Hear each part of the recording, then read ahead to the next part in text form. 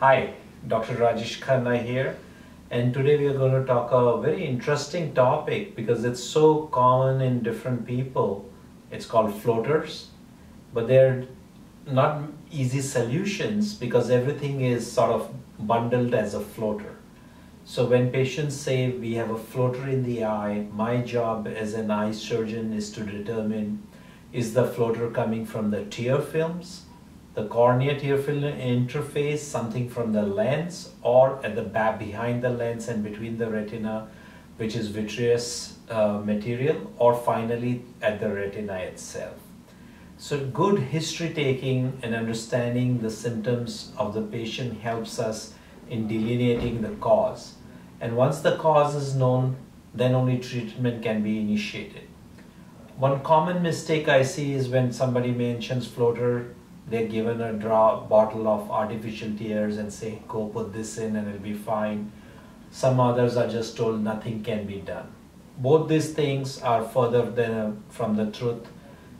Things can be done to fix floaters, and just a bottle of dry eye therapy is never the solution.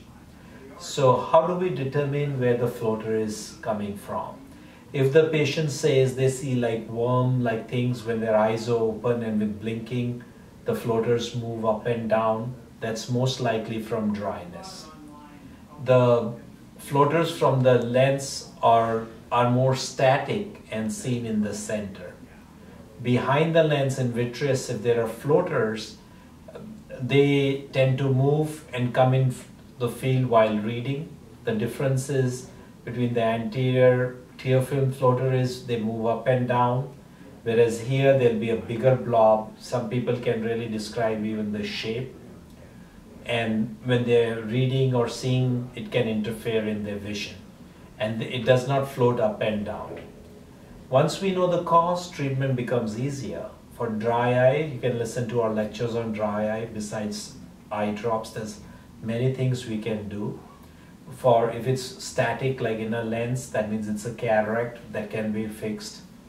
The vitreous degeneration is more interesting, and we're restricting ourselves more towards that topic in this presentation because many people are not aware what they should do when they see that floater.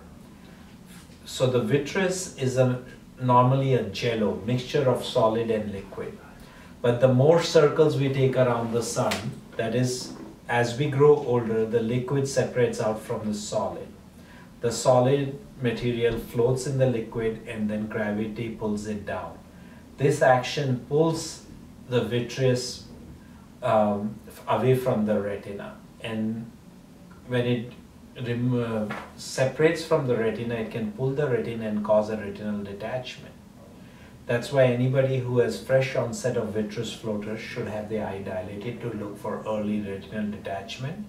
And also they should know about the symptoms they might see if a detachment is following the vitreous floater, like a curtain coming in front of their eyes, a lot of vitreous opacity floaters, and flashing of lights. If any of these things is experienced by you, call the eye specialist immediately. The other problems vitreous floater might cause is it can interfere in your vision. With time, gravity pulls this down, and I think 90% of the patients, problems go away. But there are few unique individuals where it's really causing a lot of difficulties in leading activities of daily life. There, the retinal surgeons can go in and do a vitrectomy and remove all those opacities. And I have seen many patients post-pie who are inconvenienced by these floaters later on improve their vision even further.